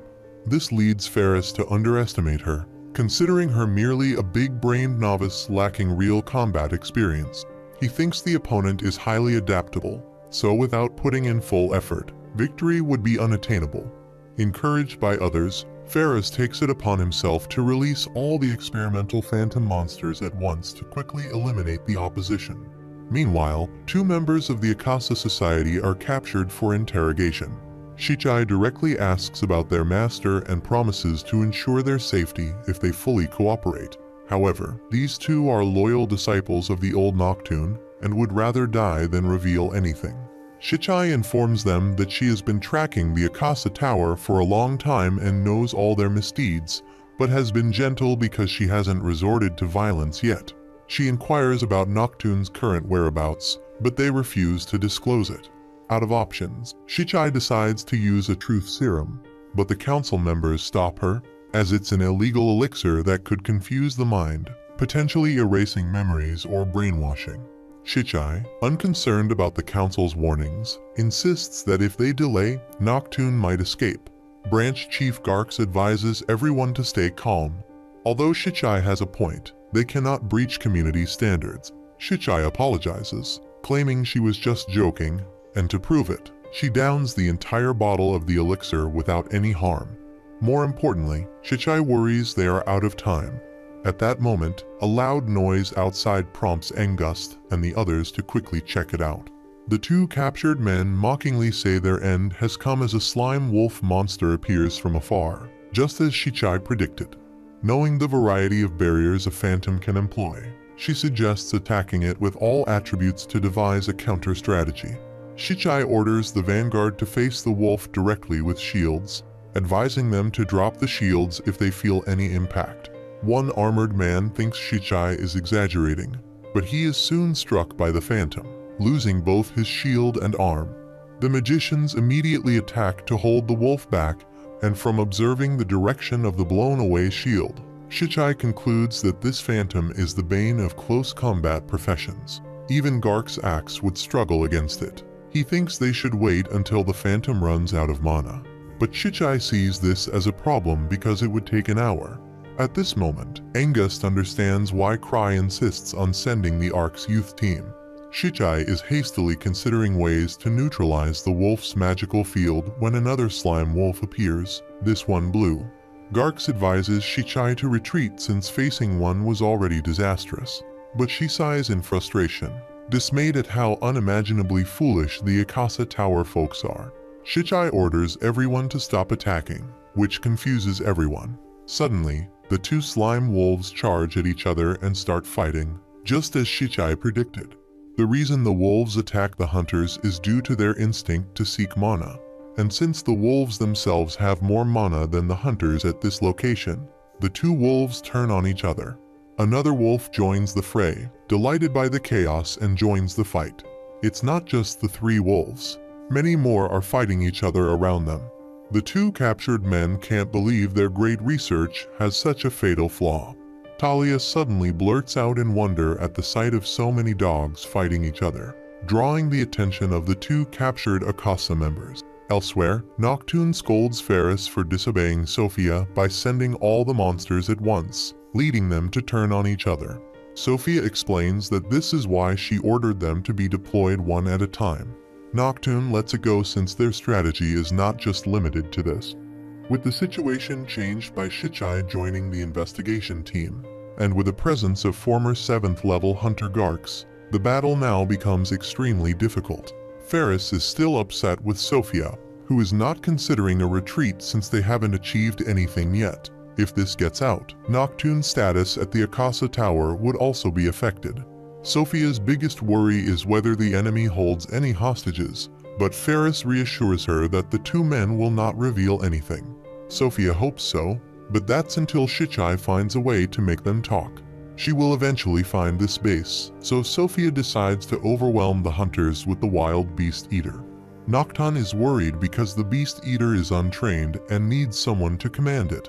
This task has been assigned to Ferris by Sophia, marking it as an opportunity for him to use his strengths to prove himself. Ferris is frustrated by being directed by his juniors and vows to take revenge on the hunters to prove himself to his master.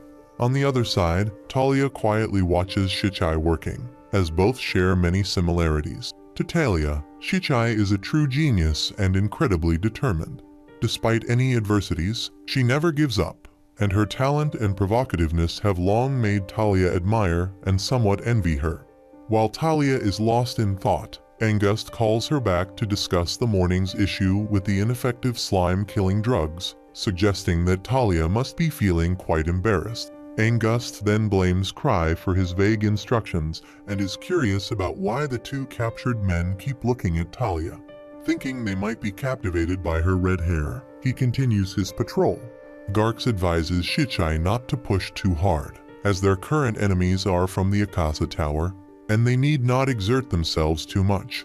However, Shichai reveals she has roughly pinpointed the enemy's base location, prompting a quick strategy meeting.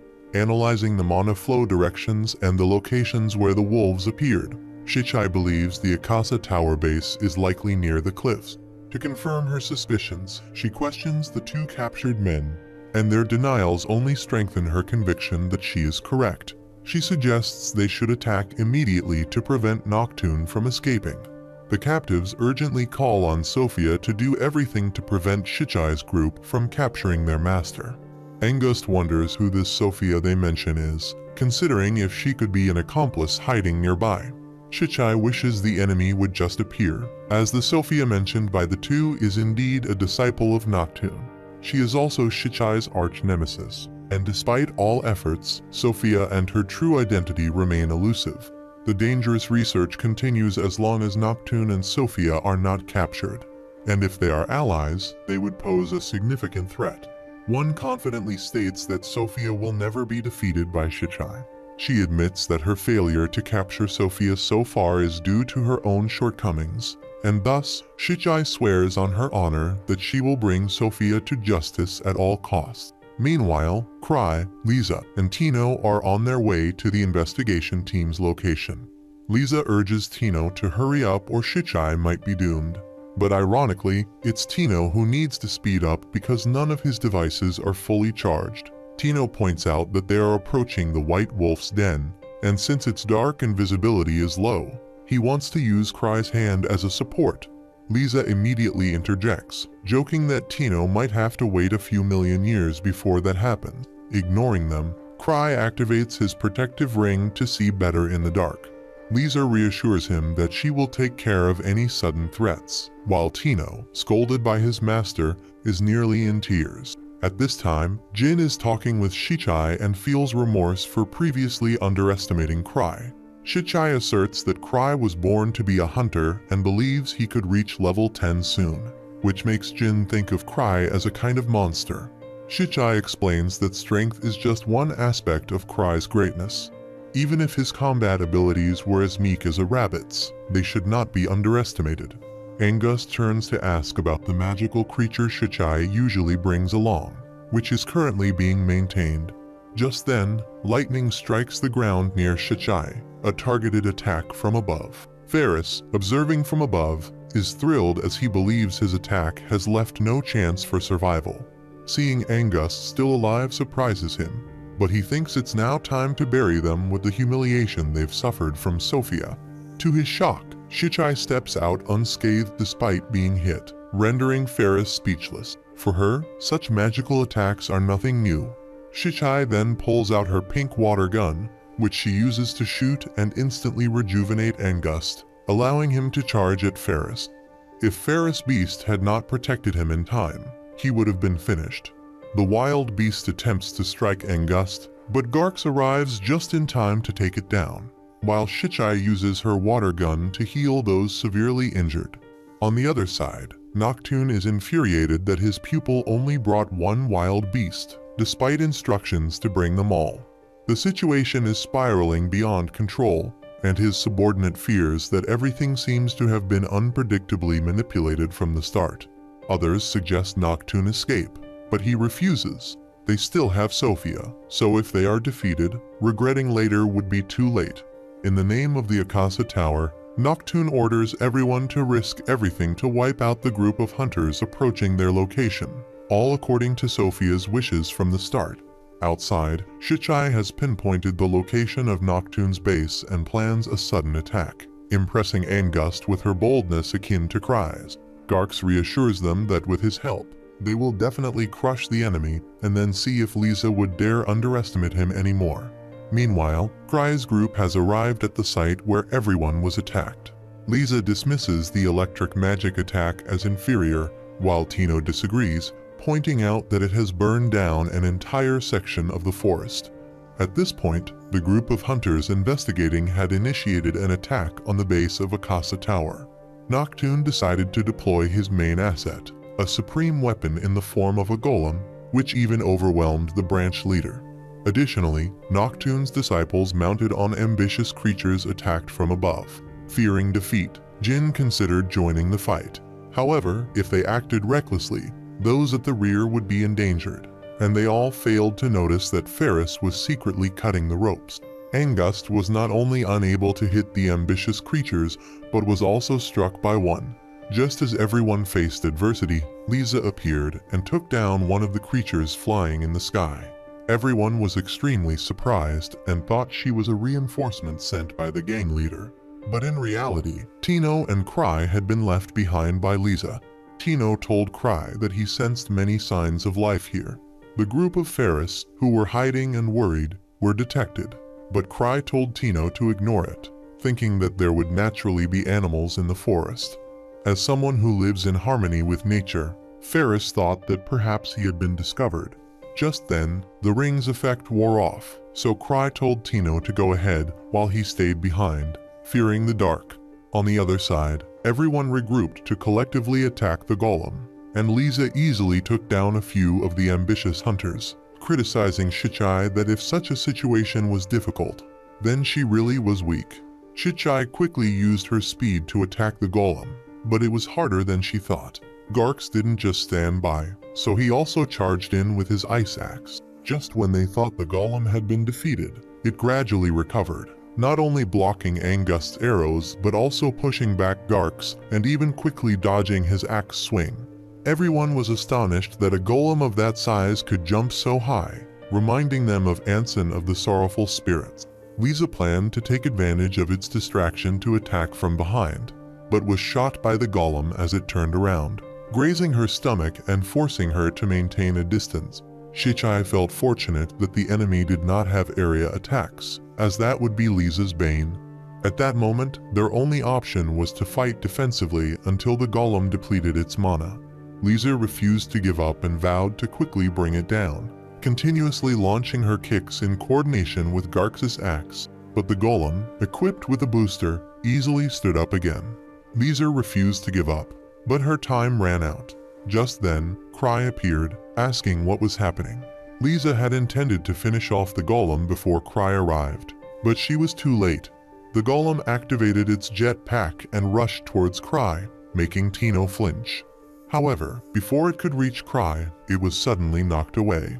Curious, Lisa asked Cry what he had done, as she hadn't seen anything. Cry himself was confused because he couldn't see anything at the moment either.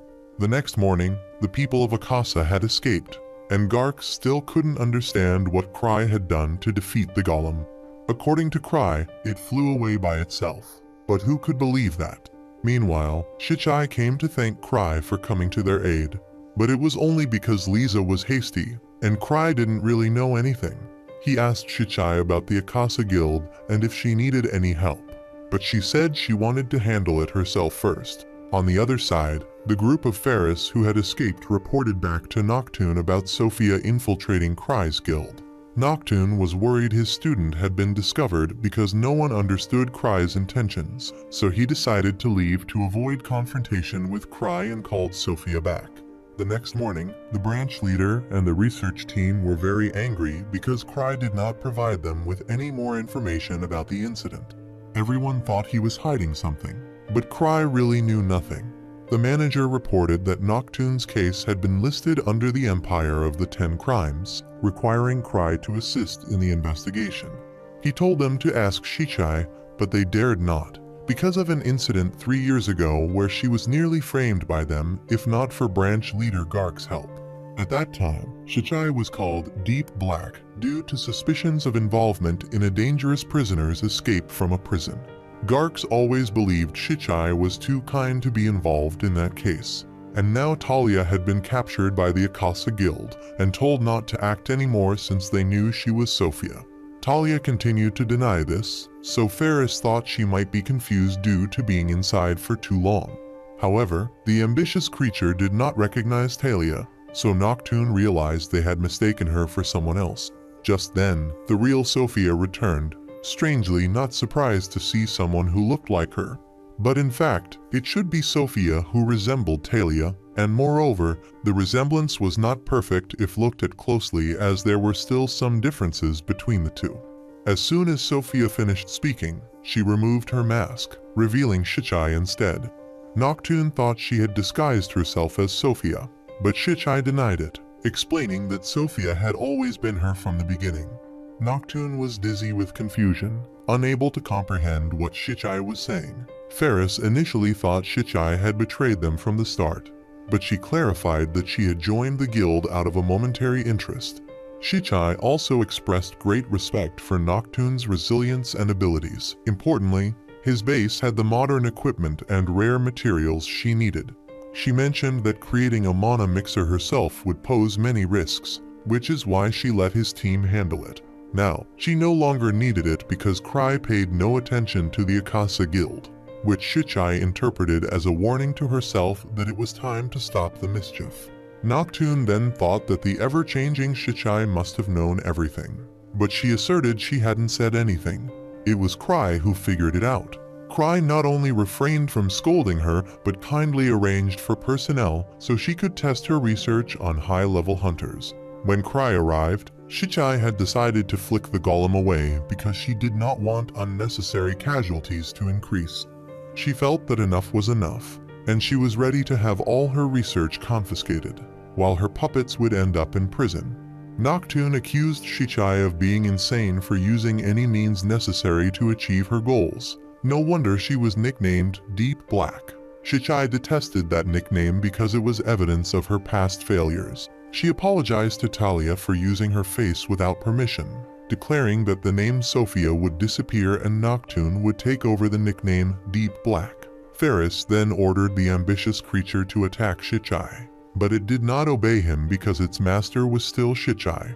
Angered, Noctune attacked her and the creature with fire, and Shichai was upset because she hadn't finished speaking.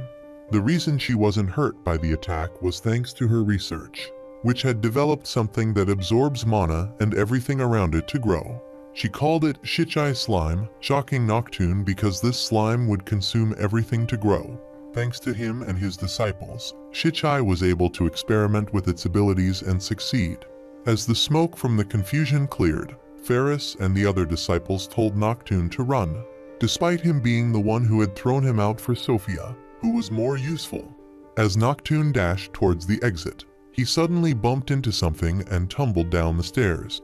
In a panic, he unleashed fire at the figure in front of him, only to realize it was a tall man wearing a bizarre paper hat. Shichai explained that the weakest of the sorrowful spirits, like herself, had to resort to cunning methods to become stronger. Creating golems was too time-consuming and expensive, so she experimented with creating a chimera, using prisoners who had escaped from the prison 3 years earlier as the main materials. Shichai regretted that she could only produce one useful creation, but was very pleased with the result, which she named Killer. In a state of utter panic, Noctune was defeated by Killer. The next day, Cry received a report that all members of the Akasa Tower had been captured and were in a state of amnesia, and many other items along with their experiments had been confiscated. Shichai informed him that Talia was luckily safe, though her memory was a bit fuzzy, so he shouldn't worry.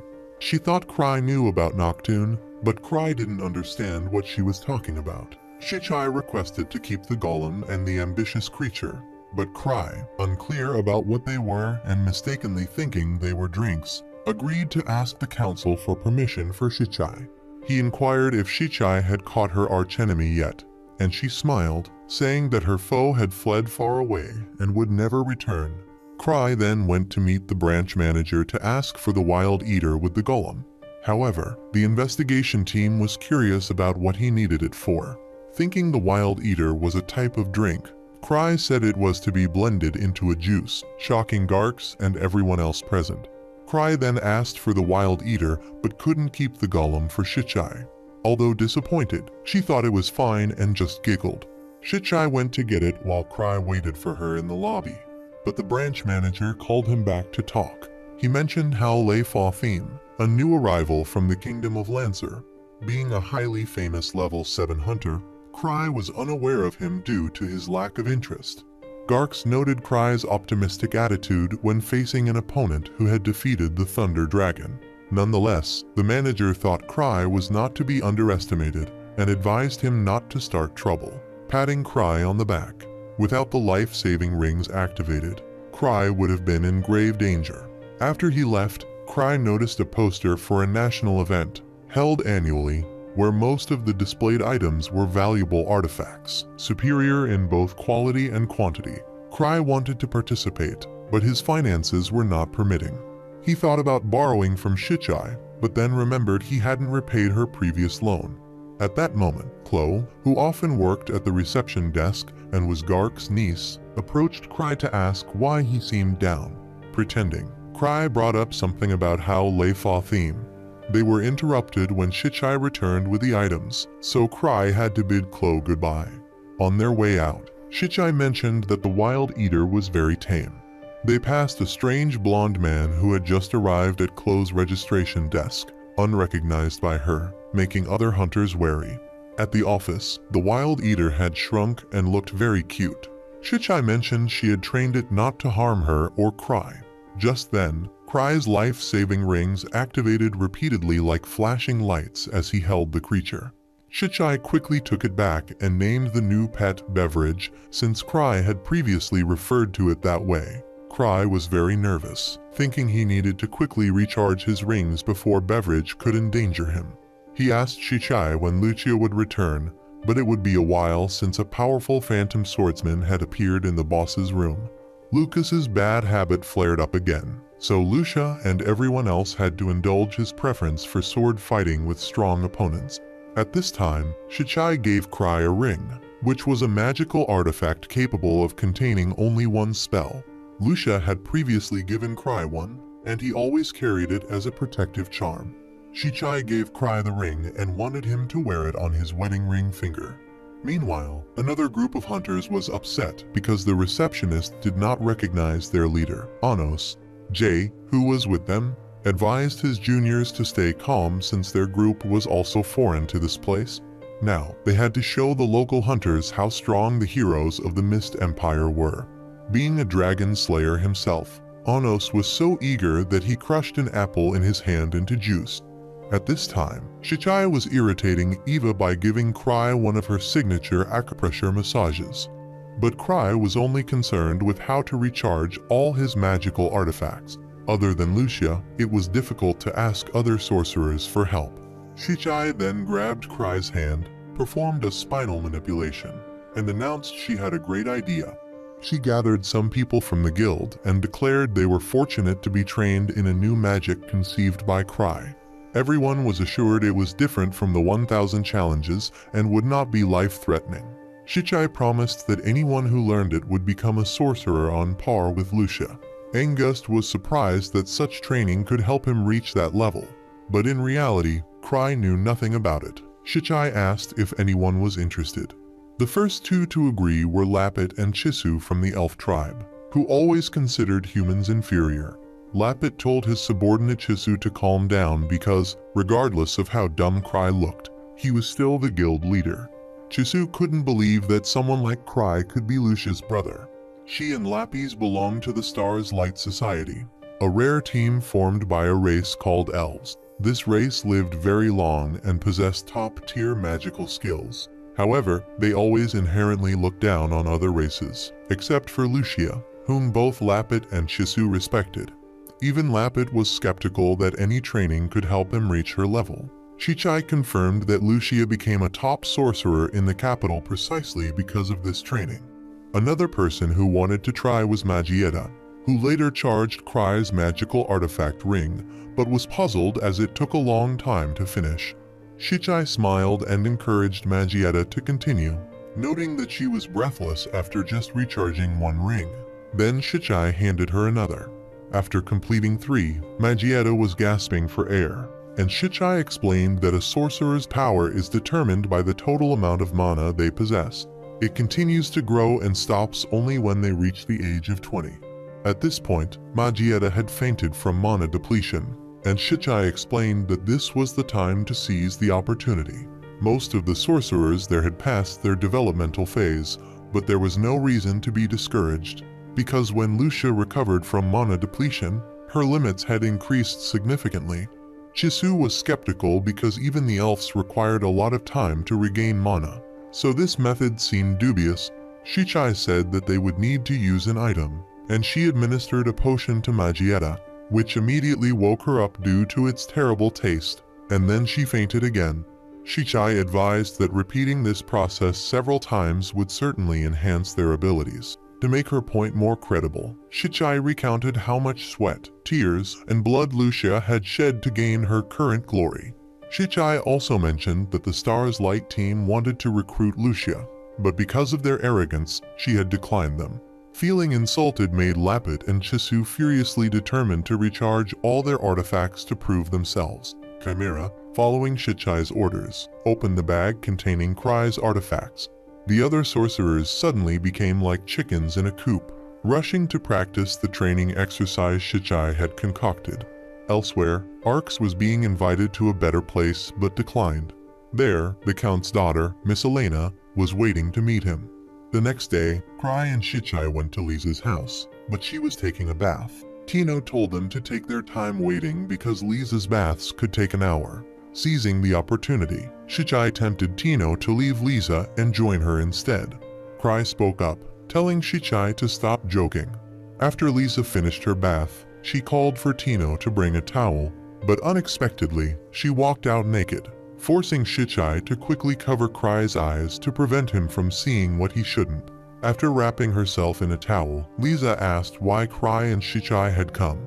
Cry mentioned that he was planning to organize a celebration for Lisa and Shichai's safe return. Lisa was so happy that she tried to run and hug Cry, but Shichai stopped her, while Cry also invited Tino along for more fun since the more, the merrier. On the other side, the group led by Hao Lei Fa Theme was upset because they were treated like country bumpkins everywhere they went. To vent their frustration, Anos decided to tell his subordinates to find a nearby bar. At the bar, Late and Shichai were competing in a drinking contest. Lisa accused Shichai of foul play because her alcohol tolerance seemed unusually low that day. Although Shichai claimed to be playing fair, she had a pile of potions behind her. The waiter brought more beer, and Shichai declared that the loser must pay for everyone. Seeing that her junior was getting too cheeky, Lisa complained to Cry, and seizing the opportunity, Shichai slipped more of the potion into Lisa's drink. Cry, noticing Shichai's unfair play, switched the spiked beer with hers to balance the game. Lisa quickly finished her drink and, although Shichai knew the game was up, she still drank the spiked one. Consequently, she got drunk and began to demand the repayment of the debt Cry owed her. With the amount now reaching 10 digits, she jokingly threatened that if he couldn't pay, he would have to repay with his body. Lisa then jumped in to restrain Shichai from doing anything rash. Just then, noise from afar reached them as Anos's group started causing trouble with other hunters in the bar. Jay proudly declared they were led by Hao Lei Fa Theme, and their leader Anos was a level 7 hunter. Shichai, annoyed by their arrogance, was about to call for backup, while Cry felt the name Anos was familiar but decided to ignore it. Anos ordered his subordinates to get the bartender to bring girls and more drinks. Lisa quickly brought beer, saying it was on its way, and then used the beer to wash Anos's hair, finally smashing the glass on his head. The other subordinates were quickly subdued, while Anos was left being scrubbed with Lisa's sturdy head. The whole bar laughed and cheered at the scene. Cry hurriedly apologized to the downed Anos and pulled Lisa away, leaving the Hao Lei Long theme team sprawling in the middle of the bar. 3 years ago, Chloe first participated in the selection competition for membership of the Footsteps Society, where her opponent was Lucas, a swordsman known as the Absolute Swordmaster. After defeating Chloe, Lucas complimented her skills but noted she was not his equal. Following her defeat, Chloe abandoned her desire to become a hunter and instead became the receptionist at the Hunter Management Association. Meanwhile, Secretary Eva reminded Cry about the incident where he humiliated Anos at a bar. Anos was famous for defeating the Thunder Dragon. Eva predicted that the insult would likely cause significant trouble, so she suggested that the association president, Gackers, should mediate this issue. Cry, however, appeared indifferent to the idea of making peace, focusing instead on the exquisite taste of the Thunder Dragon meat, as Shichai had showcased her domestic skills by preparing it for him, despite it being an extremely rare ingredient. Currently, Chloe was being questioned by Ano's group about a person named Lisa. mistaking their approach for retaliation for a previous bar fight. At that moment, Gackers arrived, greeted Onos, and informed him that the person who had hit him was Tidan. He laughed at Onos, noting that he had already warned Onos' guardian. Gackers mentioned Cry at the bar and revealed that Cry was level 8, shocking Onos' subordinate. Gackers told Onos that Cry had asked his association to catch some thunder dragons for a barbecue, which Onos took as mockery and decided that his new goal would be to master transformation. On the other side, Eva was shocked to learn about the enormous debt Cry owed to Shichai, amounting to nearly 10 billion. Shichai gave Cry two options: either expose her and go to prison together to avoid loneliness, or agree to marry her. In that case, what belonged to the husband would also belong to the wife, and what belonged to the wife would solely belong to her, thus erasing the debt. Cry was in a difficult position as a debtor without the luxury to be choosy. A third option was proposed where instead of marrying Shichai, Cry would have to become her husband, which was essentially the same as the second option. Cry told Eva that he was ready to marry Shichai. According to her analysis, Cry didn't have to resort to marriage to settle his debts. If he diligently hunted for valuable treasures, he could pay off the debt soon. Although he privately thought he didn't want to die doing so, Eva then decided to create a budget management plan to help Cry. Meanwhile, Onos' group began investigating Cry's strength through the words of the city's people. Essentially, Cry rarely participated in the quest for the electric treasure, but in the few battles he did engage in, he demonstrated almost magical abilities. After hearing reports from his subordinates, Onos concluded that Cry couldn't possibly be level 8. He speculated that Cry wasn't as strong as rumored, likely just a pretender who had always relied on his teammates to claim achievements. Onos was confident that he could win the upcoming battle and teach the people of the capital not to underestimate others. Back to Cry, he was enjoying the breeze on the balcony when Tino unexpectedly appeared, thinking Cry was smiling at her from above. Joyfully, she said she was ready to fulfill any of his requests, only to regret it immediately as Cry mentioned his debt. Hearing the figure of 10 billion made Tino dizzy, but Cry reassured her that he wouldn't borrow money from her, as he still had the option of marrying Shichai to settle his debts. This news struck Tino like a thunderclap, causing her to faint repeatedly, shocked that Shichai intended to monopolize the guild leader. Later, as Cry and Tino were strolling to distract themselves, Tino suggested that Cry hunt for the electric treasure to reduce his debt, but he didn't want to risk his life. Coincidentally, Onos' group was nearby. Onos asked Cry how he could forget him so quickly and, along with his subordinates, prepared to confront him. Cry remembered them, and Tino was determined not to let anyone harm the guild leader. Preferring peace over conflict, Cry asked everyone to calm down and negotiate.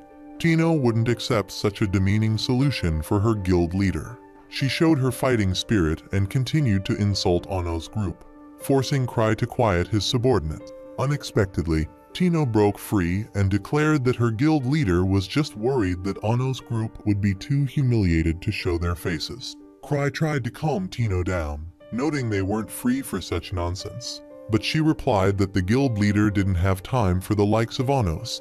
Seeing no other resolution, Cry agreed to the duel, but insisted that it only occur in broad daylight. Onos was puzzled by Cry's intention to attract attention. In reality, Cry's plan was simply to find someone in the guild who could assist him. Onos declared that he knew Cry's secret, proclaiming him to be just a pretender, unworthy of his current level. Tino was infuriated by Onos' slanderous remarks, and Onos admired her fierce determination. His subordinates suggested she step aside to let the men talk, but Tino asked Cry for permission to handle the situation herself. To her surprise, Cry immediately agreed. Even though she had made the request somewhat in jest, Cry stepped back to watch Tino more clearly as she charged forward to fight Onos. However, the difference in strength was too great, and Onos easily neutralized all of Tino's attacks. Observing the situation, Cry appeared distracted, looking around for anyone who might help, which led others to think he didn't care about his subordinate fighting on his behalf. To avoid looking indifferent, Cry began loudly cheering for Tino, telling her that she was close to defeating Onos. This only angered Anos further, who then violently slammed Tino's head into the ground. With no other choice, Cry intervened, using a bracelet given to him by Lucia. He had previously asked her to create a device capable of suppressing high-level hunters without killing them, and despite the challenging request, Lucia had managed to craft it. The bracelet emitted a field of intense gravity, immobilizing Anos and his group and preventing them from standing up. Cry explained that this was gravity manipulation magic, though Tino was accidentally affected too. Being close to Anos, Anos could only watch helplessly as Cry helped his subordinate leave. Cry warned Anos that if he wanted a rematch, he would need to defeat all the teams in his guild first. Afterward, Cry took Tino to have some sweets to lift their spirits. Tino felt useless and regretted her inability to help Cry. However, the reality was that Cry had chosen a mismatched opponent for her. To make amends, Tino resolved to hunt for the electric treasure and help clear the 10 billion debt. Meanwhile, Lisa was training against Shichai's golems but was struggling. Shichai told her about the incident where Anos ambushed Cry, and upon hearing that Cry had set Tino up to fight Anos, Lisa knew her disciple was doomed to fail. Luckily, Cry's use of the supportive device secured their victory. Shichai considered challenging Anos again, but decided against it without Cry's order. At the same time, Cry met with Chloe to discuss Anos and his group. Chloe admired Cry's nonchalance. Despite Anos being a level 7 hunter, Cry seemed uninterested in remembering his face or name, even turning the mission of hunting thunder dragons into a taunt. Cry, unaware of the nuances, asked Chloe to relay a message to Anos that he would cancel their mission because chicken tasted better anyway. Misunderstanding Cry's comment as a dig that Anos and his group were no better than chickens, Chloe asked Cry what he really thought about Anos. Cry described him as big and imposing, likely favoring large busts, which prompted Chloe to shift the conversation towards the selection trial from 3 years ago. At that time, Chloe had disastrously failed against Lucas, who had praised her as a candidate with great potential. Curious, she asked why Cry had ultimately rejected her at the last minute. Cry thoughtfully responded that she had already answered her own question. Although the current Chloe could pass, he knew she did not really want to join them. Cry advised Chloe to focus on her current job, because she was more suited to her role in the association than being a member of their group.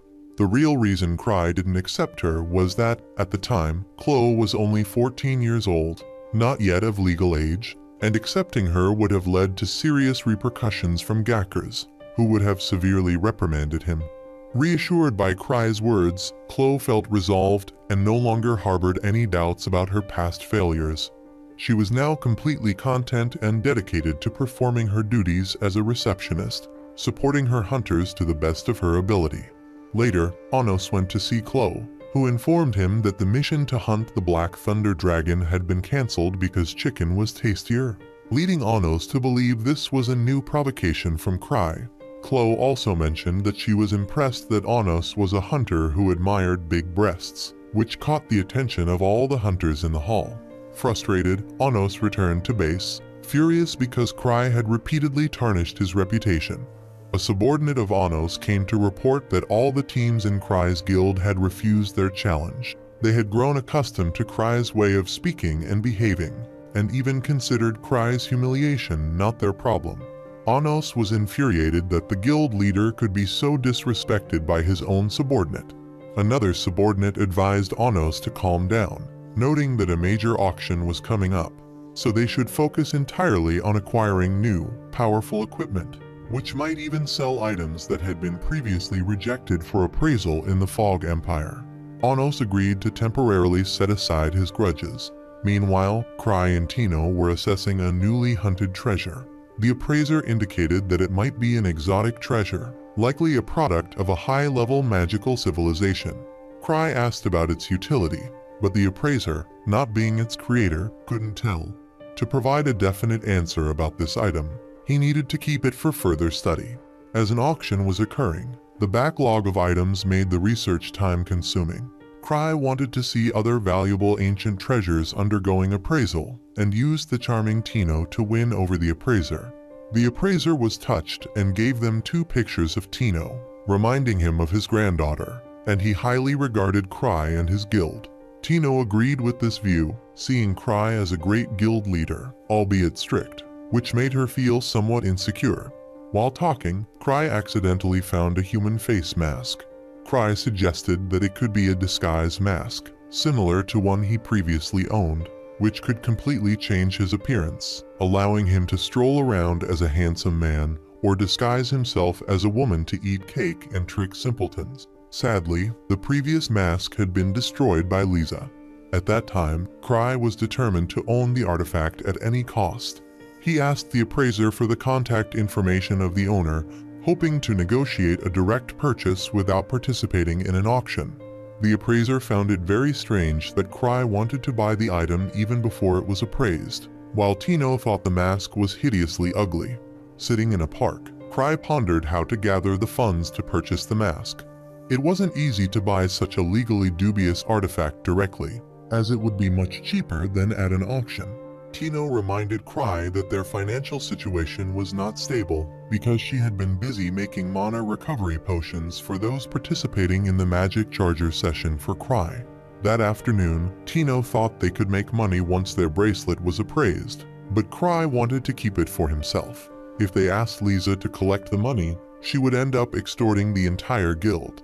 Both were at a loss about whom to borrow money from when they saw a noble's carriage parked in front of the guild, apparently belonging to Count Golodima.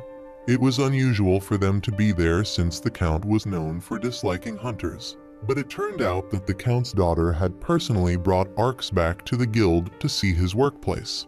The young lady thought highly of Arx as a different kind of hunter, but she then looked down on Cry with disdain. Tino was about to teach the rude girl a lesson, but Cry stopped her. Arx quickly introduced Lady Elaine to them and to guild leader Cry.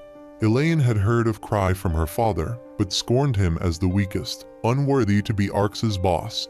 She suspected Cry used money to buy his position, annoyed by his silence. However, Cry knew better than to argue with a child, especially one from a noble family. Elaine was embarrassed by his politeness and bid Arx farewell before leaving. Inside the guild, Cry asked Arx for a loan, but he was immediately refused, knowing Cry would spend it on the artifact. Unable to borrow from Arx, Cry resorted to asking other members of his guild. Thus, news spread about Cry borrowing money from Arx to buy a new artifact, piquing everyone's curiosity about what it was that he so desperately wanted.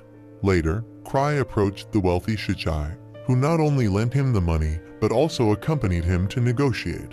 As long as it was for something Cry desired, Shichai was willing to spend. Moreover, bargaining was Shichai's forte, so she felt very confident. Cry hoped that the owner would agree to sell the artifact for around 30 million, which would be great. Unexpectedly, the person who came to negotiate turned out to be Anos and his subordinate, and Shichai quickly took on the role of the negotiator. She tried to manipulate the situation to pay as little as possible. Anos's subordinate wanted to quote a high price, but Shichai argued that the ugly mask was so undesirable that even children would refuse it. Anos felt it was unfair because he was not aware of the real utility of the mask, while Cry was determined to have it, leading Anos to request that Cry provide information about the mask to prevent selling it unaware. Cry bluffed that the artifact was dangerous and even the law of the land restricted its use. Anos then questioned why Cry would want to buy a banned item, suggesting that Cry was a schemer planning something sinister against him. Perhaps the mask really was dangerous, and Cry was using reverse psychology to make Anos try to keep it at all costs and face the consequences. Anos, smiling, offered 10 million, surprising Cry because the mask was cheaper than he thought. Anos was confident he wasn't making a mistake since he didn't know the mask's function and would just keep it to scare kids. With this low offer, it was hard for Cry to refuse, and while Anos was smug, Cry whispered to Shichai, surprised they could purchase it so cheaply. She was about to pay when suddenly a crowd of other hunters arrived and started bidding higher. Thinking that the artifact that transforms miraculously was no ordinary item, suddenly Elaine appeared and declared she was ready to pay 100 million. which visibly annoyed Shichai with the young lady's arrogant attitude. Returning to the guild, Cry was disheartened because he thought he would own the mask at a low price, but was interrupted. The rumor that he had borrowed money from Arx to buy it had spread, causing a misunderstanding that it was an artifact that could pacify the world. Even the appraiser returned when the ugly, function unknown mask was being sold at a peak price. Cry was very frustrated because he just wanted to use the mask to eat sweets incognito. Eva reminded him not to buy anymore because they needed to save money, just when Shichai burst in, announcing that she had prepared a huge savings fund. The money was originally intended for Shichai's wedding with Cry, but she decided it could be used in advance, which led to a dispute between Shichai and Eva as Eva accused Shichai of spoiling Cry. Cry chose to stay out of it because getting involved in their quarrel would end badly for him. Shichai then suggested that they go to Elaine to convince her to give up. But Elaine refused because she planned to bring the strongest artifact back for Arx. Cry tried to explain that he and Arx were close brothers, but Shichai argued that Arx was just his subordinate and didn't deserve to sit at the same table, which angered Elaine. She drew her sword, threatening Cry and asserting that Arx's strength was deceptive, and she would definitely bring the strongest artifact back for him. Cry confidently told her that Arx wouldn't appreciate that since he was strong with or without artifacts, and only he needed them. Seeing Elaine's stubbornness, Shichai revealed that she had 200 million on hand, while Elaine only had a budget of 100 million, which would not be enough to compete. Shichai stated that if Elaine could prepare more, she would concede defeat. Elaine then went to her father, the Count, who was not willing to lose and asked his butler how much they could mobilize. After some calculations, the Count's household could gather 1 billion. Elaine told Shichai that she only had 200 million, but the butler worried that even 1 billion might not be enough given the unpredictable nature of their opponent. The Count instructed his daughter to win at all costs for the honor of their family. Meanwhile, Cry was disheartened by how a small issue had escalated significantly.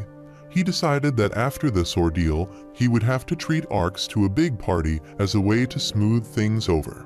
Today marks the day of the auction, and Shichai is slightly disappointed as her total budget is exactly 950 million. She estimates their chances of winning at about 70%. Lisa suggests an easier alternative, which is for her to simply steal it.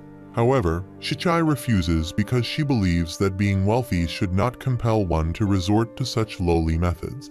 Despite desperately wanting the shape-shifting mask, Cry also doesn't want to fret over such a shoddy ranking. Cry is mentally prepared for a likely defeat at today's auction, fearing that failure could lead to further debts that Eva might hold against him. The auction draws a large crowd, including Tino and former team members who are curious to see how Cry will fare. Judah quickly greets him, while others are very curious about what precious item Cry might win. Cry asks why Tino did not come with him, forgetting that he had not invited her. Realizing that all eyes are on him, Cry decides to have Tino represent him at the auction. The thought of slashing prices like a falling person on TikTok excites Tino. Lisa orders her disciple to win at all costs. Cry's rival, the young lady Elaine, arrives. With many precious items on display and the mask attracting much attention, the organizers decide to auction it last. Due to budget constraints, Cry cannot buy anything else until the mask auction is over.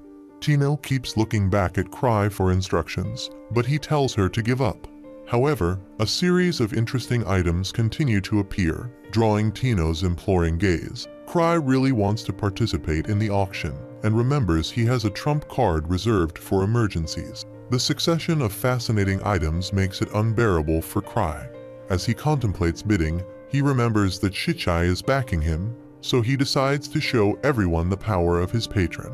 Next up is an item from the Imperial Research Institute, a metal golem. Shichai recognizes it as a casa, the small lion-like golem she wanted to keep but was confiscated. The starting bid quickly rises to 50 million, and although Shichai really wants it, she fears that purchasing it might leave her without enough funds to bid on the mask for Cry. The golem, which took a lot of time and metal to create, is a memento of her friendship with those now in prison at the Akasa Tower. Cry knows that despite Shichai claiming to be okay, she is actually not, so he decides to bid on the golem for her. In no time, the price of the golem rises to nearly 400 million, and Cry signals Tino to keep raising the bid. For him, spending money to acquire something his teammate cherishes is more important. Although he deeply regrets it knowing how a composed person like Shichai looks wistfully at the golem. He suspects that the golem belongs to her and was stolen by the Akasa Tower, unaware that it was actually a result of Shichai's deception to have it made for her. The current bid for the golem has reached 500 million, and although Shichai tells Cry to give up, he decides to gather all his available funds to win it at all costs. Lisa just hopes that the price does not exceed their budget of 950 million. But before she finishes speaking, the bid hits 990 million. Eventually, Cry has to spend 1,060 million to secure the golem. Lisa worries that they might not have enough money to pay, ending up in prison, but Cry has a trump card, a bank draft just enough to cover their shortfall. Shichai happily takes it and promises to pay Cry back soon, while he feels terrible for having borrowed it from Lucia and spending it all in a flash. Suddenly, they receive news that the winner of the golem auction is not Tino but Gray, as she did not know how to participate in the auction and had asked the more experienced Gray to bid on her behalf. Having spent all his money, Cry decides to go home and sleep, while Lisa and Shichai go to collect the golem. At this point, only Elaine and her father are left waiting for the mask to be auctioned, while Cry suddenly remembers that the young lady wanted to secure it to give to Arx, prompting an idea. The next day, he talks to Arx and suggests that he should see Elaine immediately. Arx, knowing it involves the mask and hearing from Cry that it is extremely dangerous, shows interest in what the dangerous artifact might be. Eventually, Arx agrees to visit Lady Elaine and asks Cry if he should bring a weapon. Since he is going there to receive a gift, Cry advises him to come unarmed, fearing he would be very sad if Arx doesn't make it in time. Cry's plan is to have Arx receive the mask from Elaine and then buy it back from him at a friendly price.